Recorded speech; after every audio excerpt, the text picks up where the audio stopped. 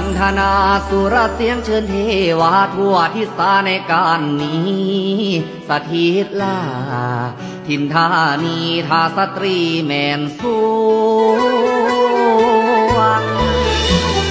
องค์อินทราช่วยให้ผู้เรื่องใจไพ่ฟ้านงนางนาดรำพาทั่วแผ่นฟ้าทั้งปวง